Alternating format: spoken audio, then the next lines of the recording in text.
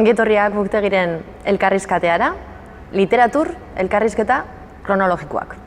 Bai, gaurkoan gurekin elkarrizketatua Itxaro Borda idazle izango da eta galderak egingo dizkio Arantxa Urretebizkaia idazleak. Kaso Itxaroz, kaso honetan ez zain aspaldiko. Egia. Ez gera alare askotan elkarrekin egoten? Ez, baina uste dut azken mende erdi honetan, ez bagira fisikoki elgarrekin egon, espiritus, gure hitzen bidez, elgarrekin egon girela. Eta horretzen naiz, Maiatz aldizkariarentzat duela, zure aizparia aipatzen nion, duela 30 bat urte, elgarrizketa luze eta sakon bat egin dizula. Horretzen naiz, gelditu ginela pastorrea. Bai, hori da, erraiteko ez duela beti beharrezkoa fisikoki egotea, norbaitekin egoteko. Bai, arrazoi. Bueno, lehenengo egin behar dizut, Peruk zuretzat egin duen galdera bat. Bai. Zure aipu batekin hasten da, zuk esandako zerbaitekin. Euskal literaturaren kanonean sartzen dira adin kanonikoko emazteak. Eta adin horretara heltzen ari naiz, hori da zure, zuk esan zenuena. Galdera da, bazterra edo erdigunea, non sortu daiteke askeago? Non zaude erosoago? Lehenik kanonari buruz, adin kanonikoago naiz, ni ere, orain, eta egan hori pixka bat ironikoa zen, eta halako joko bat, kanona eredu eta kanona elizak emaztentzat aipatzen duen horren artean, eta uste dut kanon hori aipatzen dugularik euskaraz eta euskal literaturaren alogean eta euskal kulturaren alogean beti kanona gizonezkoena izango dela, eta horregatik emakume hori behar da tokatzen zaigu ironiaren kanona. Aberastasun bat izango da. Zuk hori erraxa daukazu, zuk ironia oso ondo baliatzen duzulako, nik ez ainondo.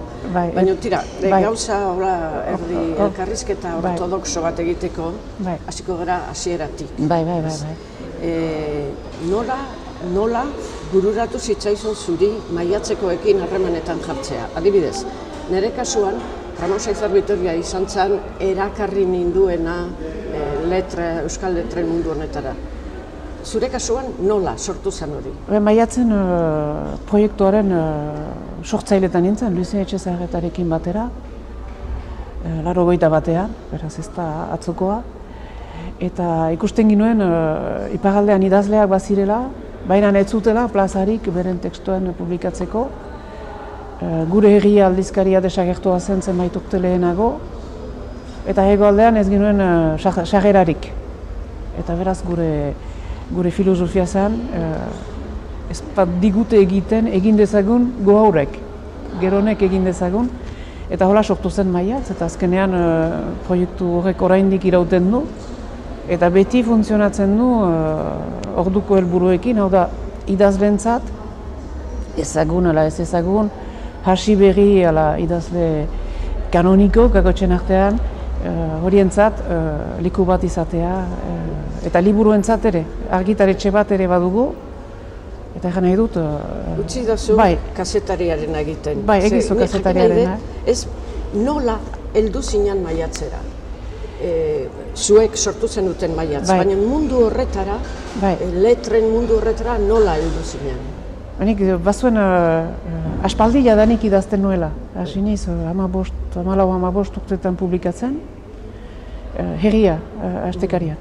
Eta beraz hortik, kazetari gisa edo sortzaile gisa bertsoak idazten dituen poemak, ipuin laburak, beti publikatu izan ditut iparraldeko aldizkarietan, baita hegoaldekoetan ere, argian, zeruko argia zen orduan. Eta betidanik lan hori izan dut. Eta hortik Maiatz sortu ginuen, eta Maiatzen erdi-erdian kokatu nintzen, ni ere. Ene esperientzia ikiarekin. Lana aipatu duzu, zure lana oraintsu arte posta izan da. Bai. Orduan, zer izan da literatura zure bizitzan. Lana, dirua irabasteko lana, postan lan egitea izanik, baina literaturak ze pixu izan du zure bizitzan? Uste funtsezko pisua izan duela, zenta neurri batean biziarazi nau. Literaturaren lana ukan ezpanu uste dut itoko nintzala, eta behar bada gaizki bukatuko nuela. Eta literatura beti izan dalako zurkaiz bat. Handitzen lagundu nau, bizia maitatzen ere lagundu nau, bizia transmititzen, eta bizia diodalarik gara nahi dut hizkuntza, gara nahi dut hizkuntzaren inguruko filosofia hori, ideal hori, idealizazio hori. Hau da, hizkuntzak libre egiten gaitu, bizitza egina da libre izateko. Gure itzal argiekin, gure kontradikzioekin, eta ara. Hortan lagundu nau literaturak hausnartzen, ideiak pausatzen, eta ideia horiek, fikzioak lagundu nau asko, bai? Lehen Peruren galderan, bastarra aipatu da. Euskeraz idaztea, bazterretik idaztea da. Bai. Baina euskeraz idatzi eta emakume izan, bazterraren bazterretik idaztea da. Bai. Eta iparraldekoa izan da, bazterraren bazterretik. Bai. Iparralde izateak markatzen du zure lana, iparraldekoa izateak. Bai, biztan dena. Eta iparraldekoa izateak, eta gainera, oinarrian ere frantses kulturakoa izateak. Horrek ere asko, ez nuke behar bada aipatu behar, baina horrek ere asko markatzen hau, zenta kultura literarioa lehena hortik ukan dut. Gero, 70ko hamarkadan zuen lanak eta atzeman ditut, Zurea eta Amaia Lasa eta beste hainbesterena, asko ere ez zinezten, nahi dut mundu hortara txartu naiz. Aurretik Simone de Beauvoir eta Rimbaud eta jende horiek guziak nire ganaturik. Gara dut alde hortaik ere, halako bazter batean kokatzen naizela. Bazterra. Denborarekin ohartzen gira, zentralitaterik eta bazterrik ez dela gehiago. Orain, bazterra izan daiteke zentroa eta zentroa periferia. Hortara teldua gira, eta ene kasuan uste dut senditzeniz egia beti periferikoa erabiltzen ditudan tematiken aldetik, baina beste aldetik senditzeniz ere oso zentrala. Oso zentrala. Zure buruarekiko zentrala. Hori zentratua, eta baita euskal kulturan eta euskararen mailan ere bai. Aipu bat, zure aipu bat ekarriko detonea. Euskal Herria kudeatzen duen ideologia bakar hori salatu nahi dezula. Zein da ideologia bakar hori? Zaila da aipatzea. Kudeatzen gaitu? Bai, zaila da aipatzea hola publikoan, baina orain ahnaga pasatu eta behar bada ordu da hitz egiten ez gaitezen argiki. Gehien bada etaren inguruan sortu den euskal kulturaren mitologia hori. Eta egia da, hor ahots bakarra garatu dela, eta oraindik ere funtzionatzen duela, lako frente kultural horrek oraindik funtzionatzen duela. Euskarari buruz, literaturari buruz, eta zaila dela horren kritikatzea. Eta ene literaturaren artikuluak ere askotan izan dira ahots kritiko bat ekartzea. Ez horren aurka borrokatzea. Ikuspegi ezberdin bat ekartzea, eta maila horretan asko baliatu zait ironia. Egoera horren ikusteko nuen postura ironiko hori. Asko baliatu zait. Hasierako bloke hori izteko, zu idazten hasi zinenean gutxi gora bera, uste lehen esplikatu duzu, idazten jaio zinala, baina tira. Pilpilean zegoen euskararen batasunaren kontua. Hor gutako bakoitzak egin du bere koktela, bere nahasketa, batuaren eta norberaren hizkeraren artean. Zein da zure koktela? ene koktela euskalki ezberdinen, eta batua deitzen diogun euskara horren artean da, ere. Ez dakit koktelarik oberena denez edateko eta irakurtzeko, baina horako mix bat da. Horrek esan nahi du garrantzia ematen diozula euskalkiari. Bai, ere bai. Baina niretzat batua beste euskalki bat da. Eta batuak ez du irauten ahalko euskalkirik gabe. Eta da gorputza eta odola bezala. Eta bizitasuna zeg ekarriko dio euskalkiak integratzea. Euskalkien leksikoa, hitzak idazlearentzat eman dezagun sinonimoak beharrezkoa ditugu. Sinonimoak, antonimoak eta horiek behar ditugu hartu euskalkietarik askotan. Eta hori asularrek egiten zuen jadanik bere denboran. Batuarik ez zegoen orduan. Etzen, bere batua, idazle bakoitzak ustez, bere moduko batua sortzen du. Hizkuntzarekin ari baita.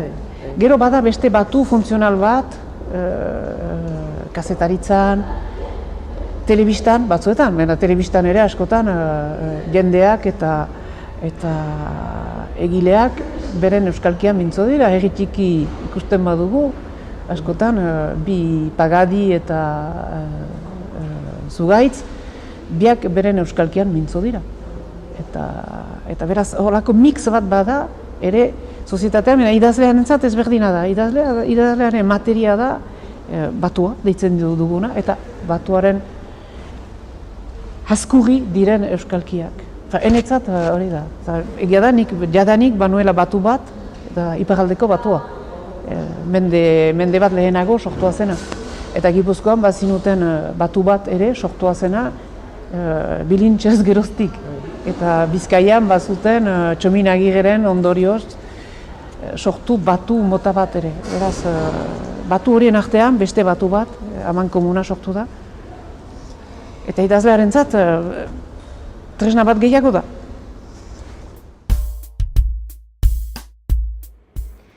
Itxaro Borda, Sarriton, Baionan sortua 1959ko martxoaren 29an. Nekazaritzako batxilergoa ikasi eta historian lizentziatu zen Paueko Unibertsitatean. Lanbidez, postaria izan da Baionan. 15 urte zituela, 1964an, Herria aldizkarian argitaratu zuen bere lehen poema. Hasiera baino ez zen izan, 1982an Maiatz literatura aldizkariaren sortzailetako bat izan zen Itxaro Borda, Lucien Etxezarrarekin batera. Bizitza nola badoan, lehen liburua argitaletxe bertsuan plazaratu zuen 1984an. Idazle oparoa da Itxaro Borda, poesia, narrazioa, eleberria, saiakera, kronika, antzerkia, hainbat genero jorratu ditu eta urteetan berriako kolaboratzailea izan da. Prentxarako artikulak idatzi ditu baita ere eta abestietako letrak. 1980an autojustifikazio erraza hitzaldian bere proposamen poetikoa aurkeztu zuen. Ni poetikoa abiapuntu bezala eta ez objektibo bezala. Horrekin batera, egunerokotasunarekin konpromisoa, sistema garaikidearekin kritikoa eta hizkuntzarekiko ardura berritze zituen hitzaldi huran. Itzulpen gintzan ere lan handia egin du Bordak, Maiatz aldizkarian argitaratu dira bere lanetako askok. Eta horri esker, egile txinatar, senegaldar, palestinar, armeniar edota munduko beste hainbat tokitako idazleen lanak ekarri dizkigu. Itzulpen horiez gain, badira beste batzuk, adibidez Bertolt Brechten Kaukasiar kreasko borobila antzeslana eta Maria Mercé Marsalen poesia kaiera. Bere pertsonaia ezagunena Amaia Espeldoi da, detektibe zuberotarra, atipikoa, bisexuala eta komunikatzeko arazoak dituena. 1984an ezagutu genuen Amaia Espeldoi estreinakoz. Bera izan zen, Bakean utzi arte novelan agertu zena. Bizin izan munduan eta Amoresko pena baino biak 1986an argitaratutakoak osatzen dute Amaia Espeldoiren lehen trilogia. 3 obra hauetan, zuberotar gaiak landu ditu, gazaren industria eta espartzuaren ekoizpena. 2004an Jalgia di plazara liburuan ere, Amaia Espeldoirenak ezagutu genituen, Bilbon jositako historian. Eta 2012an Espeldoi protagonista izan da 5. liburu bat argitaratu zuen Itxarobordak, Boga Boga. Bitartean, bestelako lanak ere egin izan ditu Itxarobordak, Ehuneko Ehun Bask, 2001 urtean argitaratu zuen, eta Euskadi Literatur Saria irabazi. Esan dugu lehen, zuk postan egiten zenula lana, orain jubilatua zaude, erretretan zaude, baina lanean 8 ordu, gehi literatura, gehi artikuloak, gehi zutabeak. Nola demontre antolatu duzu bizitza lan hori guztia egin alizateko? Hene bizitza osoa idazteari emana izan da. Eta emana da, oraindik ere. Nahiz eta orain denbora gehiago dutan, oktarako. Baina ez dut gehiago idazten. Uste dut gauza asko sakrifikatu ditu dela. Eta bereziki etxekan ere izaeraren lanak.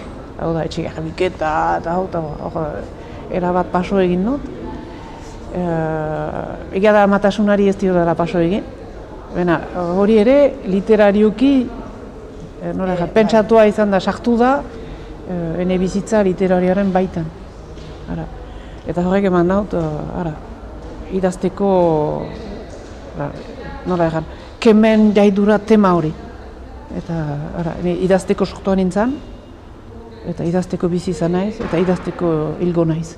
Baina organizatua zera zure bizitzan behar? Sartua da, hori da, idaztea lana bezala sartua zen, ordu batzu, eta ene denbora libre guzia idazten pasatu izan dut. Bai, euporrak eta batzuetan ez da errez izan.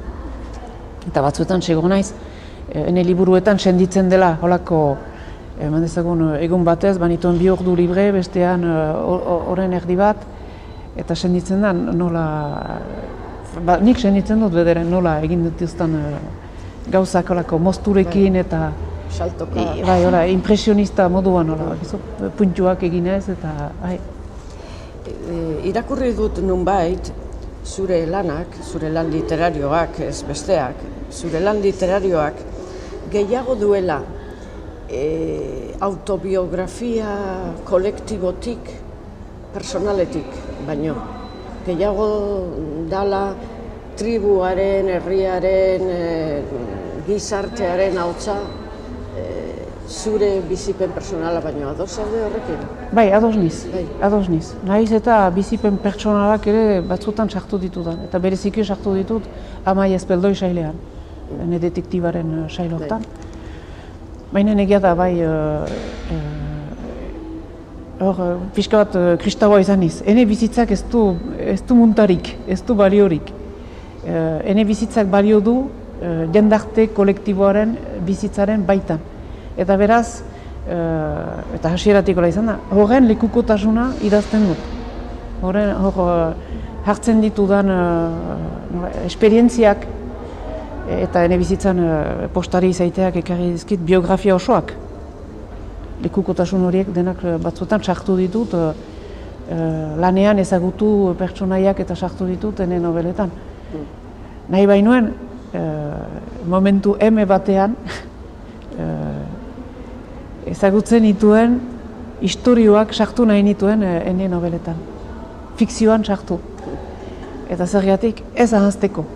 Ez ahazteko izan zirela, izan da literatura bat, duguna bezalakoa, pixka bat burgesa, baina izan da ere beste literatura bat eta beste jende batzu ere, beste bizipen batzu izan dira langile, laborari, eta bizipen horiek ere sartu ditut literaturara. Beraz, niri zaila egiten zait horrela itxeitea zen, zuk idazten duzu edo nik idazten dut, bururatzen zaidana.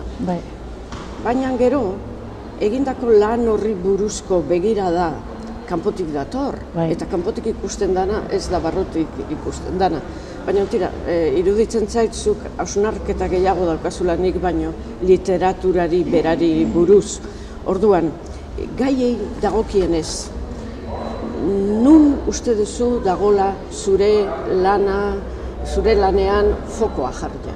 Nun, ze argia nora zuzentzen duzuzuk gaietan?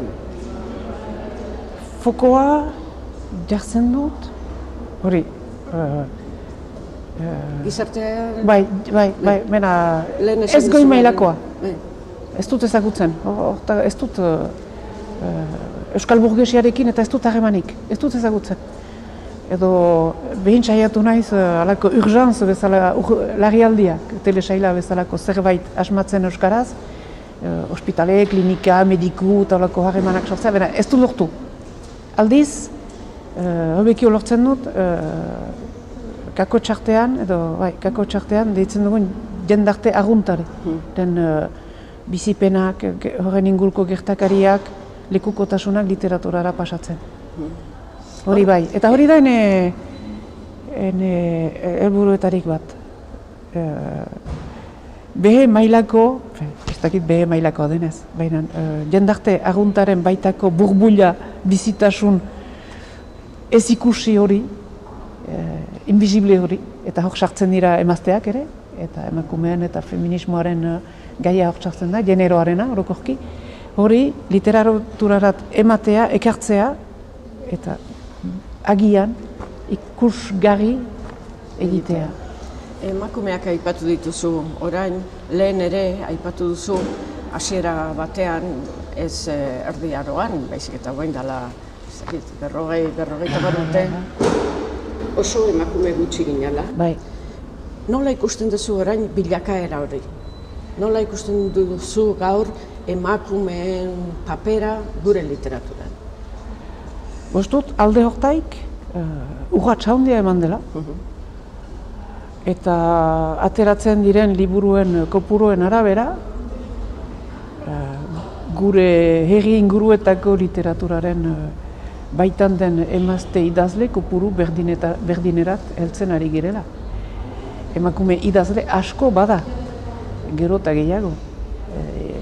Tituluen arabera eta izenen arabera, eta alde hortaik aldaketa handia izan da.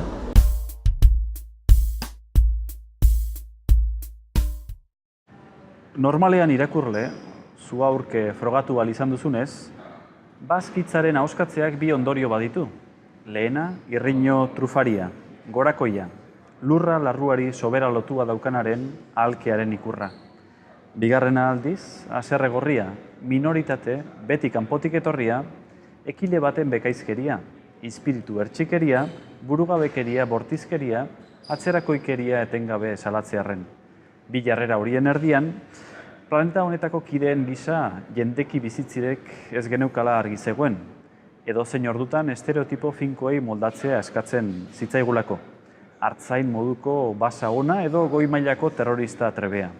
Korronten hasiek, ahazmen osoaren eta gaztigurik karioenaren arteko uretan itoarazten gintuzten. Gazna ote zen gure salbatze eremu bakarra jadanik, ez zuen jagoitik balio teoria politikoak itxumandoka orrastatzeak. Gaznari gabe, genbiltzan egun eta gauetan, euskaldunak galdua ginen purki. Doloreak jasaten ikasia ginen, panpos izateko bezala euskaldun jarduteko, isilik sufritu behar baitzen baiki, frustrazioengatik irauten, hurbilduko zitzaigun askatasun goiztiria arte esperatzen. Baina, ezin genuen bazkari edo hauari bat buka gaznaments. Tragedia honek, ez zuen bururik, ez buztanik. Bizkitartean, otorduan bospasei gazna xerramee, hain mehar, non zirudien alde bat bakarrik ez zutela, uste zenuen aste batentzat aserik zinela, libertate mikatzaren aitzingela galberetan sartua. Mana, sakratua aginetan errautz, gaznak bere gutxitasunean, sosegatzen eta soleitzen zintuen, bekatuaren hildoetan barna, suntzitzera utzi gabe. Frantzia, zuk hobeto ezagutzen duzunik baino, Frantzian dagoen emakume idazle kopurua eta Euskal Herrian dagoena berdintxoa da, ze espainolarekin alderatuta ez, gutxiago gera eunekotan Espainian, baino Frantzian pareko ikusten duzu Euskal Herria eta Frantzia oroar emakumeen presentziari dagokionez. Uste du baiet. Zerotik, betidanik izan dira idazleak Frantzian, eta hemen zerotik heren erabederen iritsi gira. ez dakit, ni soziologoa, baina egiteko hola. Erenean gutxo gara bera. Hori da, erenean. Frantzian gehiago da, egia da. Baina gero, hori dira ikusten ditugun kopuruak. Baina gero, balorea zeri emaiten zaio. Behar bali bada idazle sailkapen bat egin, edo eskatu norbaiti 5 edo 10 idazle, euskal idazle izenda ditzan, sailkapen hortan emakume gutxi agertuko gira. Bakarren bat agertzen bada. Bakarren bat agertzen bada.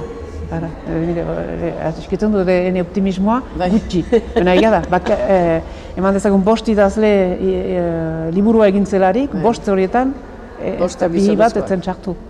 Eta 10 egiten banit gauza bera. Hori da, kopurua bat da, eren hori, baina gero balore kultural simbolikoa uste dut hala ere gizonezkoek atxikitzen dutela. Gure literaturan, eta bestetan berdin. Alare gurean, erenea edo heldu baldin bagera emakumeak, baindikan minoria gera, baina uste duzu gure lanaren kalitatea, kalitate literarioa, ez ikusgarritasuna.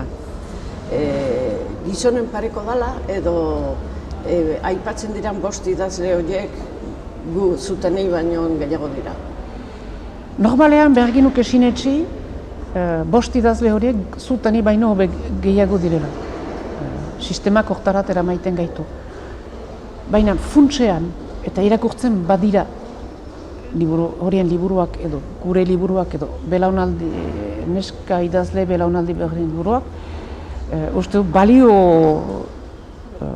oinarrizko balio aldetik edo balio interesenko aldetik, berdintsuak direla. Hartzen badu literatura aldetik, eduki aldetik, jendartearen irakurketa aldetik, uste du, bai, hor ere, zuk uste duzu idazleak irakurle diren enean, baina normalean emakume hori gustatzen zaizkigu bai gizonek idatzitako liburuak, bai emakumeek idatzitako liburuak. Normalean gizonezkoei gustatzen zaizkie gehiago gizonek idatzitako liburuak. Biztan dena, bai. Zuk ere ikusi dezu hori. Uste dut hori, bai. Eta gainerat badalako espezializatze bat bezala, literaturan euskaraz hala ere, berdin da, emakume gehiago jogatzen dituzte emakume gaiak. Hau da, intimitatea, eritasuna, Alzheimera, literatura, ari zaigu literatur bide hori ere handitzen, orain, Euskal Herrian. Umeekilako harremana, gehien bat tematika femininoa. Eta behar bada horregatik euskal sistemak onartzen dio leku bat. Egun batez, hasiko girelarik, jendarte oroko gaiak jogatzen, behar bada orduan ez berdina izanen da gure lekuari buruz. Ez dakit ikusiko dugun zuk eta nik hori. Nik entzat ez duzte. Behar bada nik ere ez. Nun ez dugun gu haurek egiten. Harreman berezirik baduzu emakume idazleekin, gaurko emakume idazleekin, harreman ezakit tartekakoa baldin bada ere. Bai. Olenik ez ditut denak irakurtzen, baina asko irakurtzen ditut. Eta han edo hemen gurutzatzen gira, dela main inguru, dela poesia irakurketa edo bai ditut hor eta bai iparaldean ere, Katisa Dolarre edo Bea Salaberrirekin. Erek belaunaldi berrikoak dira, eta hemen Katxalin Miner edo nik hori da, eta Usu Alberdi, eta jende horrekin baditut harremanak bai. Iparraldea aipatu duzu berriz eta lehen hastu zait galdera bat. Igerri duzu gure gandik zuekiko halako gura sokeria puntu bat iparraldekoekiko, paternalismo puntu bat? Nik personalki ez. Egia da, ene baitan, hain izan dut betidanik idazle izan, nun behar izan bada paternalismo zerbait edo hori ez dut senditu. Eta senditu izan badut, baztertu dut. Ara. Eta gehien bat, erganezake orokorrean, ene bakartasunean idatzi dudala. Bat ere kontuan eduki gabe, edo publikoa, edo kritika, edo... Onartu dut beti kritika eta berdin zait, enetzat ez da izan. Baina ez dut ene kasuan behar. Egia da batzuek senditzen dutela hori. Eta batzuentzat halako arresta bat edo freno bat ere izan dela. Gero zaila izan da beti iparaldekoentzat, hegoaldeko orain erraiten da merkatua, baina nik uste dut kultur zurunbiloa behar nukela egan. Merkatua liteke gauzen merkantilizatzea, eta ez da bakarrik merkantilizazio kestione bat. Egia da ere, iparaldeko idazlek eta sortzaileek, orokorki, musikariek eta ez dutela egiten, nola egan, pauso determinatu bat hemengo kultur mugimenduan sartzeko, irauteko, beren burua ukatu gabe. Zaila da, eta hortako behar ginuke guk ere gure baitan konfientzia ukan. Eta gure sistemak iparaldean ez gaitu hortaratera maiten, han bertan.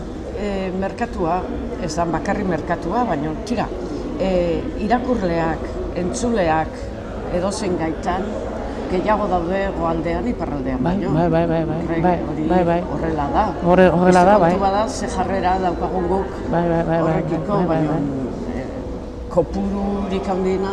Bai. Azken galdera bat, nire aldetik. Literaturak militantzia egiteko balio du? Edo literatura eta militantzia desberdindu egin behar dira, bereiztu behar dira? Nik uste dut, ez du ematen, baina beti danik berezi izan ditut nik pertsonalki. Eta ene militantzia mugatu da eman dezagun ikastolaren eremurat. Eta izan badut militantzia bat izan da euskararen inguruan. Mugatu dut, bereizketa egin dut, eta uste dut literaturak militantzian ez bezala, literaturan eta fikzioari esker